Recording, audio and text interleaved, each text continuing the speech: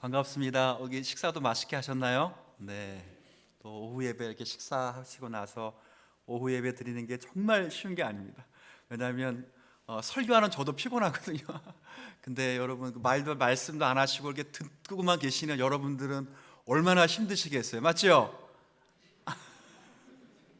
이건 뭐 내라 그럴 수도 없고 아니라 그럴 수도 없고 참 힘드시죠? 힘드시죠? 저는 그래도 말이라도 하잖아요, 말이라도. 근데 여러분들은 그 말을 계속 듣고 계셔야 되니 얼마나 힘드실까 그런 생각이 들어서 좀 일찍 끝내려고 하다가도요. 일단 한번 최선을 다해서 좀 이렇게 빠르게 진행을 해보겠습니다. 우리 그 이제 12월 달 이제 마무리를 하면서 철로역정 다 끝내고 내년부터는 이제 교회론과 관계돼서 에베소서 강의를 조금 해봐야 되겠다 이런 생각을 했어요. 근데 에베소서 강의가 뭐 몇 장 안 되지만 사실은 이제 한 30번 정도 강의하려고 하거든요. 원래 괜찮아요. 뭐 30번 금방 지나갑니다. 우리 1년 52주인데 행사도 많고 뭐도 많고 전도도 하고 그래서 어차피 중간중간 뛰면 뭐 하다 보면 또 하고 또 하다 보면 이제 금방 1년 지나가는데 여하튼 30조 안쪽에 한번 스케치 좀 해드리려고 합니다. 그래서 이제 그 전에 그 철로역정 가운데 주제 가운데 교회라고 하는 주제를 안고 있는 아름다운 집에 대해서 제가 몇 주 이렇게 강의해야 되겠다 이런 마음을 품었습니다. 아름다운 집은 제가 지난번에도 말씀드린 것처럼 교회를 상징합니다. 보편 교회가 아니라 지금 보이는 저와 여러분처럼 유형 교회죠. 근데 이 교회가 교회로서 정체성을 드러내려면 혹시 지난주 기억나세요? 그 당시 구별법인데 반드시 무엇과 무엇이 살아 있어야 된다 했어요. 시작. 말씀과 성례입니다. 근데 이 존 버년 뭐 종교개혁 시대 때 살았던 이분들 시대에는 말씀과 성례가 성경대로 진행되질 않았어요. 그러니까 예를 들어 우리가 말하는 천주교, 로만 캐톨릭이라고 하죠. 로만 캐톨릭은 성경을 가르치지 않았습니다. 그러니까 성도들에게 성경 자체가 없었고요. 놀라운 건 이 사제들도 구약 성경에 없어요. 뭐만 갖고 있어요? 신약만 갖고 있어요. 설교가 내려왔어요. 위에서 교황청에서 내려오면 내려온 곳대로 뭐 하면 돼요? 참 이렇게 뭐라 그럴까? 편한 직업이다 하는 생각. 그랬었다고. 근데 이제 그게 반해서 우리 개혁파 신앙은 종교개혁은 살아계신 하나님 말씀을 바르게 전하는 것이 사명이어서 말씀이 바르게 전해질 때 일단 거기를 뭐라 부른다고요? 교회라 이렇게 부른다고 했어요. 또 하나는 성례입니다. 성례. 근데 우리 성례는 무엇과 무엇이 있죠? 세례와 성찬이 있습니다. 근데 천주교는 많지요. 몇 가지 성례가 있어요? 7가지가 있어요. 그 중에 뭐 여러 가지가 있는데 여러분 제가 지난번에 했나요? 뭐 고해성사도 하고 혹시 결혼하는 거? 그 사람들 그 결혼을 성례라고 합니다. 왜 그렇게 하는지 혹시 아세요? 물어보세요. 나중에 천주교인들에게 야 너희들은 왜 그 결혼식을 성례라고 하냐? 그러면 그 사람들은 나름대로의 이유가 있어요. 어디를 대두고 이유를 댈까요? 성경에 대한 이유를 둡니다. 성경에 어디에 나와 있냐면 한번 들어보세요. 에베소서에 보면 아내는 남편들에게 뭐 하라고요? 복종하라. 남편은 아내를 뭐 하라고요? 사랑하라. 어떻게? 뭐 그리스도께서 교회를 위해서 목숨을 주듯이 사랑해라 이렇게 됐어요. 근데 쭉 이야기하다가 사도 바울이 뭐래요? 이것은 뭐라고요? 비밀이 크도다. 나는 지금 교회와 그리스도에 대해 말하노라. 그러면서 앞에다가 이 비밀이 크도다 이렇게 말했거든요. 근데 우리 원래 성경은 이 비밀이 미스테리온이라고 하는 헬라어예요. 근데 이 천주교들은 미스테리온을 뭘로 바꿨냐면 사크리만트라고 바꿔버렸어요. 사크리만트가 성례란 뜻이거든요. 그러니까 그걸 바꿔버렸어요. 바꿔서. 그러니까 걔네들은 봐세요. 남녀가 결혼하는 게 신비다라고 하지 않고 남녀가 결혼하는 게 우리는 신비다라는데 남녀가 결혼하는 게 그 사람들은 성례다 이렇게 번역을 했으니까 팔아 여기에 있다. 놀라운 건요, 종교개혁 시대에 성경이 제대로 번역되면서 그 사람들도 성경도 바꿨어요. 세크라멘트라고 했던 걸 다 수정해서 다시 뭘로 바꿨다고요? 미스테리로 바꿨어요. 근데 지금도 그걸 깨닫지 못해요. 근데 놀라운 건 자체 모순도 있어요. 왜 얘기가 이리로 갔는지 모르겠는데 그들 자체 모순도 있어요. 여러분, 그 사람들 결혼을 성례라고 하잖아요. 근데 사제는 결혼해야 안 해요. 이게 뭐가 문제가 있어. 자, 결혼을 뭐라 그런다고요? 성례라 그러면 해야 돼, 말아야 돼요? 그리고 거룩하게 본인도 지켜야 될 거 아니야. 근데 누군 안 해. 문제가 있어. 이걸 자체 문제라고 해요. 자체. 아직도 해결을 못했어요. 그래도. 그러니까 얼마나 이 인간의 전통, 그러니까 말씀에 근거하지 않는 신앙이 무서운지를 아시겠어요? 진짜 무서운 거예요. 말씀이 정직하게 선포돼야 되고요. 그 다음 말씀에 근거한 성례가 있을 때 그걸 뭐라 그런다? 자, 그럼 물어볼게요. 주님 사랑 교회는 교회예요, 교회 아니야? 옆에 있는 하나님의 교회는요? 왜 아닐까요? 그렇게 되는 거예요. 자, 물어보겠습니다. 진짜 물어볼게요. 그러면 천주교회는 교회 아니에요? 아닙니다. 저한테 이렇게 물어보시는 분이 계셨어요. 실제로 목사님, 천주교인들은 구원 받습니까? 이렇게 물어보신 분이 계세요. 제가 이렇게 대답한 적이 있어요. 잘 믿으면 못 받고 너무 대충 믿어도 못 받고 어중간히 믿으면 받을 수도 있다. 무슨 말씀인지 아세요? 너무 교리에 빠지면 못 받습니다. 그 교리는 구원이 없어요. 아예 안 믿어. 천주교인들 뭐 예수 믿는 거 아니잖아요. 그냥 술 먹고 싶고 담배 이런 사람이 거 들어가. 그도 안 돼요. 대충 믿는 사람 말고 그래도 어중간히 믿는 사람이 있어요. 예수님을 그래도 뭐라고 믿는 사람? 구주로 믿는 사람들은 어쩌면 구원받을 수도 가능성은 있어요. 근데 보험은 아니에요. 그러니까 저는 꼭 이야기하고 싶어요. 천주교를 큰 집, 개신교를 작은 집 이렇게 말하는 우리 어중이 떠중이 멍충이들이 없기를 바래요. 진짜 우리 교회 성도님들 안 그러겠지만 그런 자격지심을 갖고 계신 기독교인들이 너무 많다고. 크리스찬들이. 걔네들은요 진짜 칼빈은 교황을 적그리스도라고 그래요. 적그리스도. 뭐라 불렀다고요? 적그리스도. 안 되는 거예요. 아름다운 집은 교회를 상징합니다. 교회에 들어왔다는 건 바른 신앙 고백을 통해서 예수님과 연합이 되었고 예수님과 함께한 성도들과 연합이 되었는데 이 연합이 너무 귀해서 집의 이름이 궁전 앞에 뭐가 붙었어요? 아름다운 궁정처럼 아름다운 연합이라는 것을 이야기해 주고 있습니다. 오늘은 이제 궁전에 들어가서 한 걸음 더 들어갑니다. 이 분별의 아가씨의 소개를 받고 신중, 그 다음에 뭐 경건, 자비, 자매를 만나면서 대화를 나누는 이야기인데 이 셋이 의미하는 바가 무엇인지 그리고 어떤 대화를 나누는지 대화 보면서 좀 교훈을 받도록 할게요. 자, 이제 제가 읽어 드릴게요. 잠시 후에 이제 아가씨가 말했어요. 분별이라고 하는 아가씨입니다. 분별이 가족들을 두세 명 더 불러오겠습니다. 그래서 이 분별이라고 아가씨는 문으로 뛰어가서 경건, 신중, 자비를 불러왔습니다. 그들은 얼마간 크리스천과 이야기를 나눈 후에 그들 가족들에게 데리고 갔어요. 가족들 여러 명이 크리스천을 맞이했고 주님의 축복을 받으신 분이시여 어서 들어오십시오라고 말했습니다. 크리스천은 머리 숙여 인사하고 그들을 따라 집 안으로 뭐 했어요? 들어갔어요. 집 안으로 들어가 자리에 앉아서 가족들은 마실 것을 내왔습니다. 저녁에 준비될 때까지는 시간이 좀 남아 있었기에 신중과 경건과 자비는 크리스천과 이야기를 나누기로 했습니다. 이렇게 해서 그들의 뭐가 시작됐다고요? 대화가 시작됐습니다. 경건이란 자매가 물어요. 경건은 크리스천에게 묻습니다. 무슨 동기로 순례의 길을 시작했으며 어떻게 해서 좁은 길을 택했고 그리고 해석자의 집에서 무엇을 깨달았는지를 질문했습니다.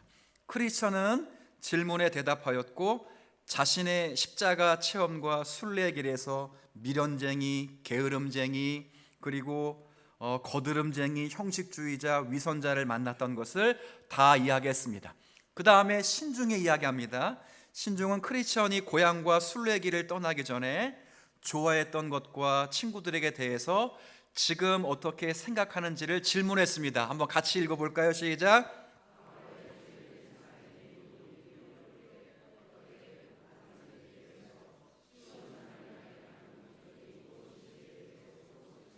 질문하였다. 나중에 쭉 답을 해요. 그리고 마지막에 자비가 이제 나섭니다. 자비가 질문하는 거예요.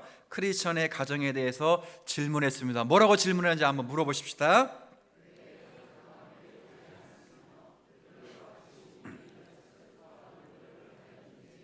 네. 자, 이 핵심은 밤새도록 뭐 했다는 거예요? 대화했다는 거예요. 밤새도록. 여러분 이거 뭐 위에 다시 좀 이따 다시 설명할 건데, 성도분들끼리 이 신앙의 교제 나누는 거 재미있어요, 재미없어요? 그래서 우리 수련회, 우리 중고등부도 수련회 가면 마지막 날은 잠잡니까 안 잡니까? 지금은 어떻게 돼요? 우리 하윤아, 지금은 안 자? 자지? 목사님이 와서 재운 거야 그때부터. 그 다음날 하도 순서가 진행이 안 돼서 지금 전통은 유지되고 있어요. 근데 원래는 자요 안 자요? 안 자죠. 밤새도록 뭐해요? 이야기하죠. 왜 이야기할까요? 재밌으니까. 밤새도록 이야기하는 거예요. 교회의 진짜 영광스러운 아름다움은 우리 신앙인 간의 교제입니다. 진짜 예수님에 대해서 교제하는 건데, 오늘 제가 다음 거 한번 이렇게 그림 보세요. 여러분 보시기에 여러분도 왼쪽에 보시면 자매 3명이 있어요. 신중, 자비 다 이렇게 자비 신중 그다음 경건, 신중, 자비입니다. 자매들이에요. 근데 여러분 오른쪽에 보면 자매가 몇이에요? 4명이에요. 아까 이 3명을 데리고 왔던 아가씨 또 한 명 있었죠? 분별입니다. 분별. 대화를 밤새도록 나누는 겁니다. 자, 그 다음 제가 물어보면 답은 빨간 글씨만 답하면 돼요. 자, 물어볼 거예요. 지금부터 2가지. 성찬의 핵심은 뭡니까? 오늘 읽은 내용이에요.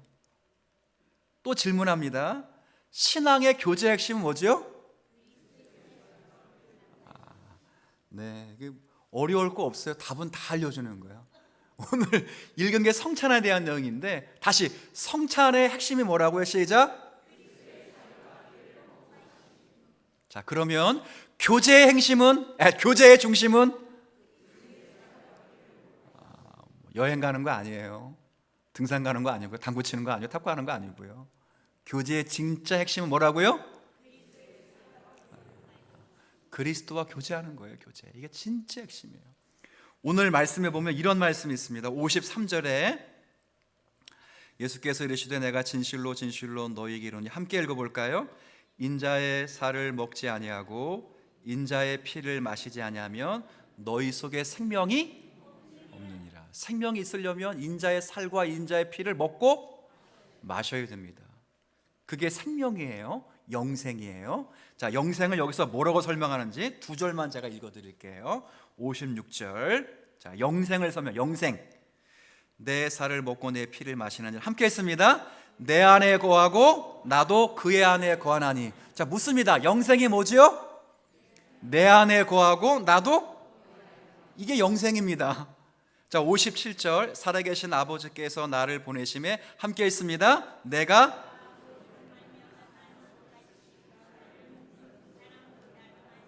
자, 영생이 뭐라고요? 뭐 어렵게 질문하지 마. 아까 빨간 글씨만 잘 읽으라 그랬잖아요. 자, 대신 성찬의 핵심이 뭐라고요? 좋습니다. 교제의 핵심 뭐라고요? 마지막 이제 질문입니다. 영생이 뭐라고요? 아멘. 자, 그래서 찬송하죠. 오늘도 내일도 주 안에 살리라. 그 앞에 영생을 누리며. 자, 그러면 지금 영생 누리고 있어요? 안 누리고 있어요? 근데 왜 피부가 점점 쭈그러들고 계셔요? 영생을 누리시는데, 영생을 뭘로 누린다고요? 진시황처럼 불로장생을 갖고 와서 피부 다리미를 핀다고 되는 문제가 아니에요. 영생은 그리스도의 살과 피를 마시는 거예요. 하나님의 말씀을 듣고 그 말씀에 감화 감동을 받아 신명기 8장 3절의 말씀처럼 하나님 입에서 나오는 모든 말씀이 인생의 가치가 되고 그 말씀이 자신의 생을 규정하게 될 때 그 사람은 그리스도의 살과 피를 마시는 거예요.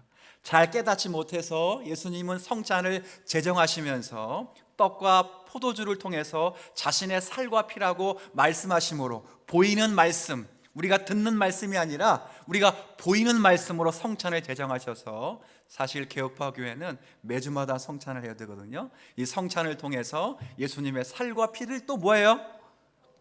먹고 마십니다. 먹고 마시는 거예요.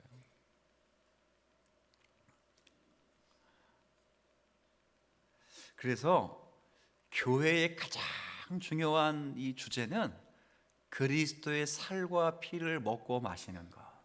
자, 이제 영생에 대한 질문을 이제 하면 누가 물어볼 거예요? 영생이 뭡니까? 시작. 우리 21세기를 살아가는 현대 이 사람에게 영생은 뭔지 물어보세요. 인조 로봇을 만들어서 인조 로봇에 내 뇌를 이렇게 스캔해 가지고 내 육신은 사멸될지라도 내 뇌의 모든 것들이 감정과 의지와 모든 것이 인조인간으로 돌아가면 인조인간이 죽지 않고 영원히 사는 거예요. 그래서 목사가 목회를 하다가 실패했어요. 그래가지고 이거 안 되겠다 힘들어가지고 목사가 자살하려고 막 이렇게 끈에다가 매달려서 목을 딱 매달았는데 안 죽는 거야. 왜 안 죽지? 안 죽지? 안 죽지? 하다 보니까 본인이 나중에 알았대요. 자기가 로봇이라는 걸. 책 내용입니다. 앞으로 그런 사회가 오는 거예요. 그걸 영생이라고 말한다고요. 근데 진짜 영생은 그렇게 사는 게 아니고 다시 시작. 아멘. 영생하시는 거예요. 영원히 사십시다. 영원히. 네. 자, 그래서 이제 분별이 이제 경건과 신중과 자비를 부릅니다. 자, 두세 사람을 더 불러올게요. 아가씨가 문으로 뛰어가서 경건과 신중과 자비를 불러왔어요. 그런데 가장 먼저 이 경건, 신중, 자비가 나타나기 전에 어떤 아가씨 이름 먼저 나왔어요? 자매 이름이 나왔어요. 분별입니다. 이제 또 설명을 드릴 테니까 잘 들으세요. 교회에서 무엇보다 중요한 게 뭐예요? 그렇습니다. 교회에서 무엇보다 중요한 게 분별입니다. 맞아요? 요거대로 하는 거예요. 그럼 두 번째, 분별이 뭐예요? 네, 잘 들으세요. 분별은 지식이 아닙니다. 그리고 눈치 빠른 거 아닙니다. 사람 계산 빠른 사람 있어 없어요? 그렇다고 분별력 좋다고 말하지 않아요. 분별은 한번 따라해 볼까요? 분별은 능력. 무슨 능력인지 하나씩 붙일 거예요. 선택하는 능력. 식별하는 능력. 제가 분별 그러면 이제 지금까지 해야 돼요. 식별하고 선택하는 능력 하면 돼요. 분별이 뭐예요? 식별하고 선택하는 능력. 자, 그러면 앞에 또 하나 붙여야 돼. 뭘 식별하고 뭘 선택하는 걸까요? 네, 자, 요것도 한번 따라 볼게요. 하나님의 뜻, 하나님의 진리. 자, 그럼 제가 붙일게요. 분별이란 하나님의 뜻이 무엇인지, 하나님의 진리가 무엇인지 식별하고 선택하는 뭐예요? 능력입니다. 자, 붙여서 해볼까요? 시작. 그만하세요. 괜찮아요, 몰라도. 참 이게 피곤한 시간이라 저도 이렇게 어떻게 유초등부 가르치듯이 어릴 때 이렇게 막 했거든요. 이거 막 PPT 들고서 그렇게 막 하고 있는데 여러분 너무 유아틱하게 여러분을 다뤘다고 해서 너무 이렇게 화내지 마시고 서로 이렇게 안 졸리는 방식으로 이렇게 진행한다는 것을 생각하시면서 조금 이렇게 기쁘시게 받아주시면 좋겠어요. 네, 자, 능력입니다. 하나님의 뜻이 무엇인지, 하나님의 진리가 무엇인지 식별하고 선택하는 능력이에요. 그런데 이 분별, 무엇보다 중요한 건 분별이에요. 그래서 성경은 분명히 말하죠.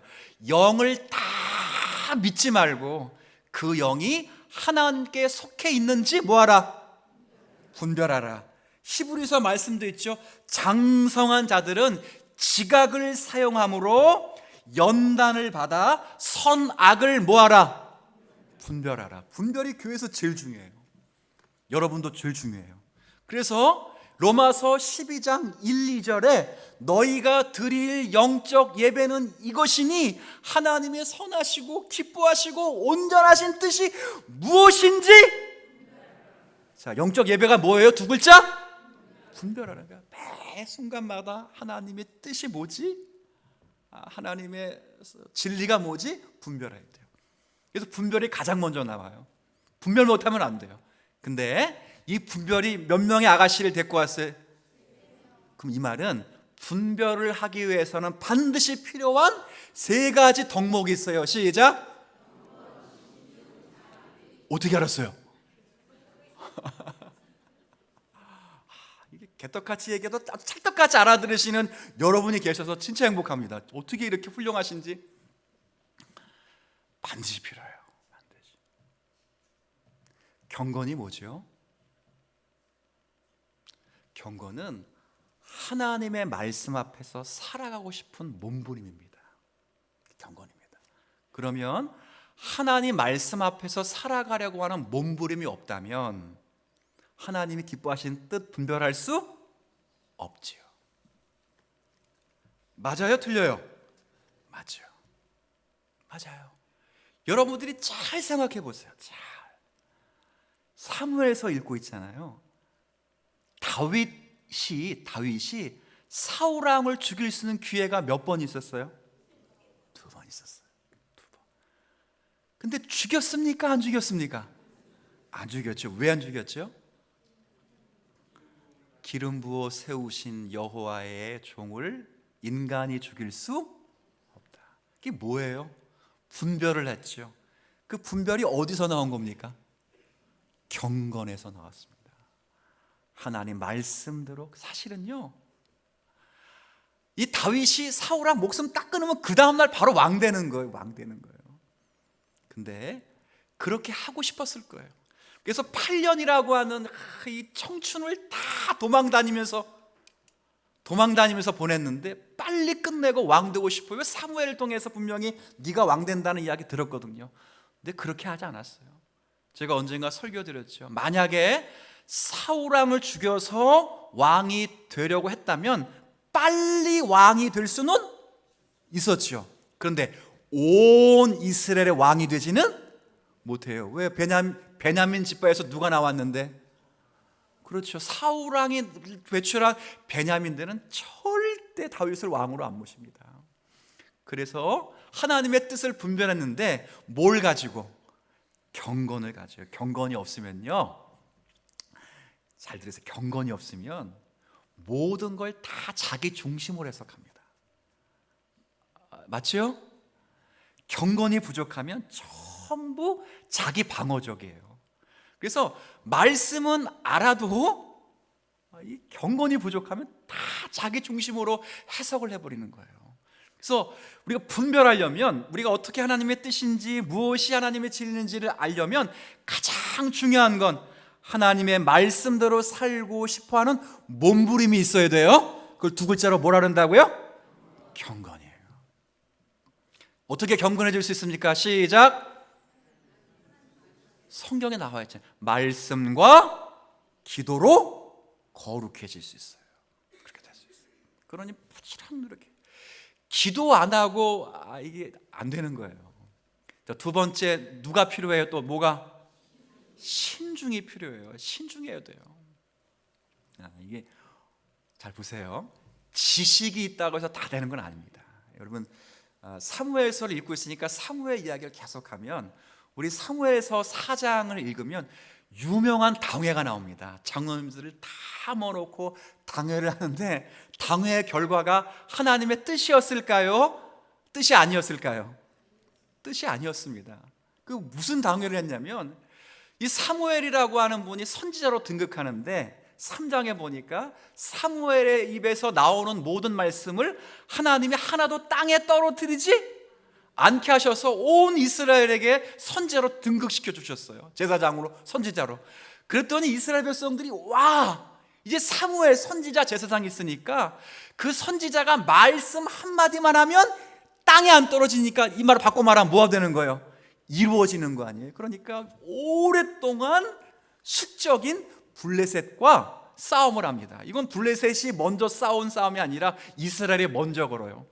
누구만 말해주면 돼. 이제 누구만, 사무엘만 말해주면 되는 거예요. 근데 사무엘이 아무 말도 안 해요. 나가서 싸워서 대피해야죠. 4,000명이 죽습니다. 그래서 안 되겠다 싶어서 뭘 열었다고요? 당회를 열었어요. 당회 열은 결과가 뭐예요? 우리가 이 싸움에 진 건 하나님을 안 모셔가서 그렇다. 그래서 하나님 모셔가자 해서 뭘 모셔갔습니까? 언약궤를 데리고 갔습니다. 그것으로 승리하게 하자. 하나님을 우상처럼 만든 겁니다. 신중해야죠. 경건에서 나오듯이 정말 신중해야죠. 신중하지 않으면 분별 없어요. 마지막에 뭐가 있어야 돼요? 자비해야 돼요. 아무리 똑똑해도요, 생각해 보세요. 긍휼이 없으면 유익이 될까요, 안 될까요? 제가 아내에게 물어봤어요. 똑똑한데 차가우면 어떻게 되냐? 어떻게 될까요? 아내가 명답을 했습니다. 히틀러처럼 된다고. 맞아요. 똑똑하고 차가우면 히틀러처럼 돼요. 근데 저는 그렇게 될 수가 없어요. 똑똑하지가 않으니까. 근데 진짜요, 똑똑한데 자비와 긍휼이 없으면 그거 지식 가지고 전부 사람 죽입니다. 그렇기 때문에 바른 분별력이 있으려면 반드시 세 가지 더 성품이 필요합니다. 시작. 이거는 설교 끝에도 시간이 되면 말하겠지만, 또 성찬을 받을 때도 뭐가 필요해요? 한 주간 동안 시작. 네, 자기를 돌아보는 경건, 그리고 이 잔을 내가 분별할 수 있고 떡을 분별할 수 있는지 돌아볼 수 있는 지혜, 그리고 마지막에 자비. 하나님의 긍휼이 없으면 아무런 유익이 없다는 그 자비의 마음을 가지고 성찬에 임해야 돼요. 그러니 분별이 있으려면 세 가지가 필요한 것이기도 하고, 성찬을 받기 위해서는 반드시 자신을 돌아봐야 할 책임이, 이건 자꾸 잊어먹지 않기 위해서 자꾸 따라하는 거니까 여러분 같이 해주세요. 시작. 경건, 신중, 자비예요. 이제 한 사람씩 이제 이야기를 하는 내용이 나옵니다. 제가 시간 되는 데까지만 할게요. 걱정하지 마세요. 네. 자꾸 시간을 보시는 분이 계시는데 안 봐도 돼요. 제가 계속 보고 있으니까. 저 PPT 옆에 시간이 계속 봐요. 그래서 목사는 어쩔 수 없이 시계를 볼 수밖에 없어요. 그러니까 제가 설교가 이렇게 하다가 끝이 막 용두삼위처럼 끝나는 건 뭐 때문에 그런가? 시간이 다 돼서 그래요. 그러니까 너무 걱정하지 마세요. 다 이렇게 제가 알아서 끝내드릴 테니까. 자, 경건이 나옵니다. 경건이 먼저 크리스찬에게 물어보는 거예요. 한번 첫 번째, 무슨 동기로 신앙생활하기 시작했는지, 두 번째, 어떻게 해서 넓은 길이 아니라 좁은 길 선택했는지, 그리고 해석자의 집에서 뭘 깨달았는지를 물어보는 거예요. 근데 이게 제가 뭘 얘기하려고 하냐면, 제가 두 가지만 말씀드릴게요. 동기가 정확하지 않으면, 동기가 선하지 않으면 신앙생활 제대로 할 수가 없습니다. 여러분 혹시 기억하시는 분이 계실 수 있어요. 뭐 다 지나간 이야기니까 지금 뭐 하셔도, 제가 해도 여러분 뭐 별 이야기 아니겠, 우습게로 들리겠지만, 제가 교회를 처음 등록할 때, 목회자로 왔을 때 나이가 좀 어렸잖아요. 그래가지고 이제 어떤 분들이 등록을 하시는데, 좀 제법 이 식당을 좀 크게 운영하시는 사장님이 교회를 등록하셨습니다. 그러니까 이제 야, 우리 교회도 앞으로 회식하면 다 어디로 가자? 그렇게 해야 해서 등록을 했어요. 근데 이분이 가만 보니까 3주에 한 번씩 나오는 거예요. 3주에 한 번씩. 신기하다. 나중에 알았어요. 이분이 교회를 3개를 등록한 거예요. 그래가지고 이번 주는 일로 오고 저번 주는 절로 가고 세 번 주는 절로 가고 다음 주는 또 어디 와 이제 순서가 왜 이렇게 등록했을까요? 고만고만 우리 교회 주변에 다 고만고만한 사이즈가 우리 교회당 같은 사이즈가 몇 개 있잖아요. 뭐 평, 등 뭐 있잖아요. 거기를 다 등록한 거예요. 왜 등록했을까요? 그 성도들 다 손님으로 받으려고 그런 겁니다. 누가 양보했을까요? 새 교회 중에 누가 양보했을 것 같아요? 제가 온순하게 보려도 그런 꼴은 못 봅니다. 교회를 나가게 했습니다. 다른 데 가서 잘 신앙생활하라고. 그런 일이 있습니다. 여러분 왜 신앙생활 합니까? 물어보면 누가 시켜서. 여러분 핍박 오면 다 떠나갑니다. 왜 신앙생활을 했어요? 그래 마음에 좀 안식처가 필요해서. 여러분들 안식 사라지면 다 떠나갑니다. 크리스천의 이 질문을 받고 대답을 다 합니다. 우리가 다 읽지 않았지만 마지막 답은 이렇습니다. 내가 이 길에 들어선 것은 이 길이 생명과 영생의 길이고 그 목적지에 살아계신 하나님이 계시기 때문에 나 이 길을 접어든 겁니다. 그 분명한 동기가 있어야 돼요. 분명한 동기. 그런 동기들 있으세요? 그게 있으셔야 돼요. 그래야 돼요. 두 번째는 제가 생략하고요. 마지막에 해석자의 집에서 무엇을 깨달았는지. 해석자의 집에 방이 몇 개라고요?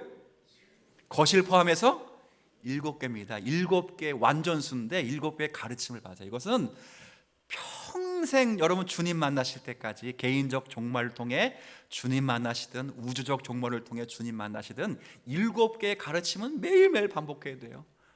간략하게 2가지만 할게요. 여러분 가보셔서 아시겠지만 빗자루질 하는 하인, 또 물 뿌리는, 뭘 또 물 뿌리는 하인이야.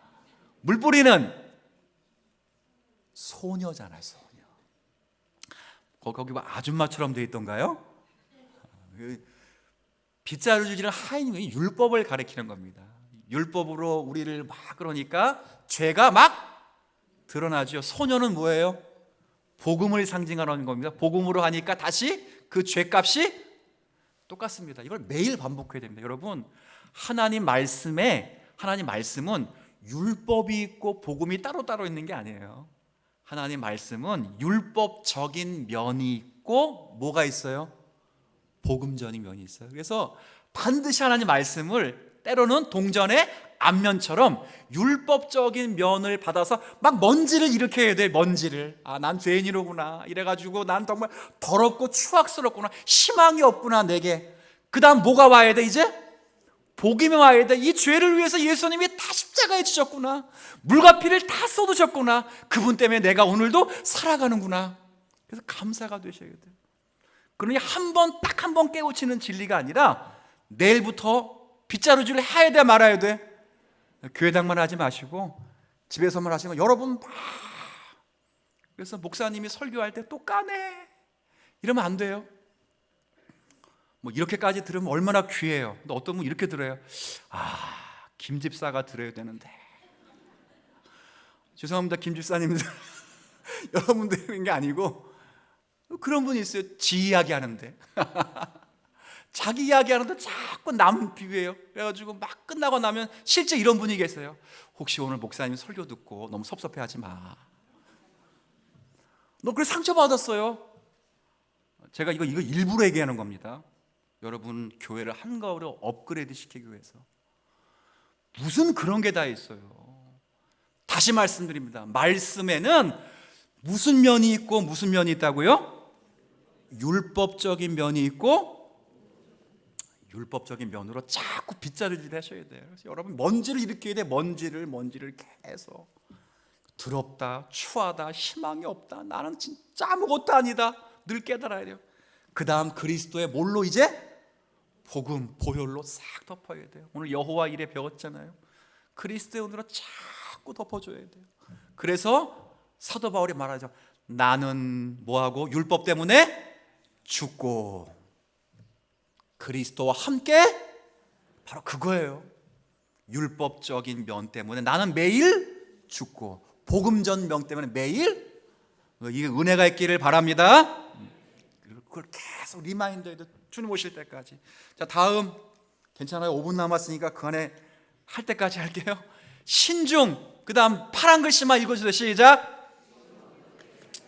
이건 회심의 증거가 있는지를 물어보는 거예요. 진짜 과거 누가 친구가 뭐 맥주 먹자고 해서 맥주 먹으러 갔는데 앉아만 있었는데 맥주 맛이 옛날에는 그렇게 맛있었는데 지금은 거기 앉아 있는 게 참 괴롭더라. 이러면 통과해요. 근데 앉아 있었는데 자꾸 뭐 군침이 꿀꺽꿀꺽 꺼놓아. 그걸 물어보는 거예요. 지금 물어보는 거예요. 제가 이제 우스갯소리인데 그런 걸 물어보는 거예요. 옛날 생각 지금도 나느냐. 막 그러죠. 또 교회들도 서로 다툼이 있는데 옛날 그럼 내가 옛날에 성질말 같았으면 그거 아직 안 죽었다는 증거예요. 진짜 죽은 사람은 그런 얘기도 안 해요. 꼭 싸우면 그러죠. 내가 옛날 같았으면 너 벌써 뭐 했다고. 그거요, 진짜 죽은 사람은 그런 얘기 안 합니다. 아직 뭐 했기 때문에. 이제 두 번째 얘기했으니까 이제 이런 얘기도 안 할 거예요. 목사님, 제가 옛날 같았으면 걔 벌써 죽었어요. 뭘 죽기는. 확실한 회심의 증거가 있는 걸 물어보는 거예요. 자, 자비 마지막에 누구 건드려?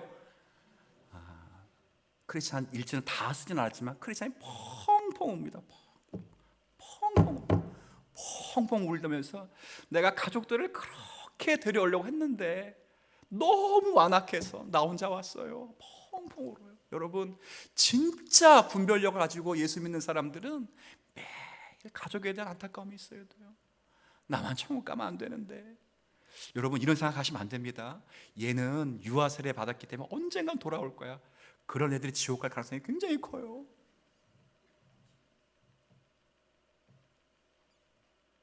어릴 때 다 세례 받았어요. 목사님, 어릴 때 교회 다녔어요. 지금 다녀요, 안 다녀요? 지옥 갈 가능성이 엄청 커요. 목사님, 우리 아이들이 옛날에 집사였어요. 집을 몇 개나 사는지 모르겠는데 지금은 또 안 다녀. 지옥 갈 가능성이 엄청 커요. 매일 울어야 돼요. 매일 울어야 돼요. 제가 장례식 가가지고 지옥 갔다가 말을 못하고 그냥 하나님의 뜻에 있습니다 이렇게만 말해서 그렇지 매일 울어야 돼. 매일 진짜 매일 울어야 돼요. 매일. 물어볼게요. 예수님 말씀하셨습니다. 나를 위해 울지 말고 너와 너의 자녀를 위해 울라. 그렇게 울으십니까? 어제 사역자 이렇게 강의하면서 제가 요즘 코미디언 패러디를 했어요. 아이들이 서울대 간다 그러면 뜯어말리라고 막. 서울대 간 사람이 감옥 가는 사람이 제일 많다고 막. 그러니 아이들 공부 열심히 시키려고 그거 하나 되지 마시고 경건한 사람이 될 수 있도록 노력하라고. 진짜. 여러분, 지금 웃으시면 무슨 이게 이미 지나간 겁니다. 버스는. 좋은 대학 나온 사람이 감옥 갈 확률이 더 많아요. 그 코미디언이 그러더라고요. 연세대도 위험하다고. 서울대 나온 사람이 제일 많이 지금 감옥 가 있고요, 근래에. 그 다음에 연세대 나온 사람이 가 있다는 거예요. 그래서 자녀들이 절대 막 서울대 간다고 막 그러면 뜯어말리래. 우스갯소리지만 저도 씁쓸하게 들었고 기분 나쁘게 들었지만, 근데 한편으로는 애들 공부시키는 것보다 더 중요한 건 뭐예요? 그들이 천국 가는 거예요. 천국. 하나님의 나라의 백성이 되고 하나님의 자녀가 되는 겁니다. 그거 잘할 수 있는 저와 여러분 되기를 바라요. 마지막 이거 성찬인데 다 이거 적용 넘어가고 이것만 읽어볼게요. 성찬 전에 점검할 3가지 질문. 경건 그러면 읽으시면 돼요. 경건. 명확하게 하셔야 돼요. 신중.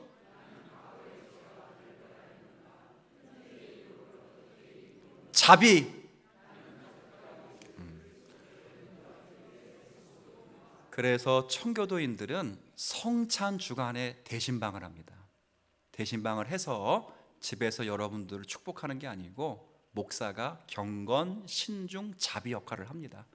그래서 다 통과되면 성찬을 받고 통과되지 못하면 성찬에 참여 안심. 이게 개혁파 교회 전통입니다.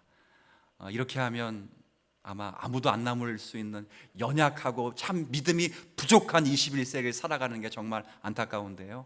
우리 주님사랑교회가 다시 한번 믿음을 회복하고 교회다움을 회복하는 그런 교회가 되기를 주의 이름으로 축복합니다.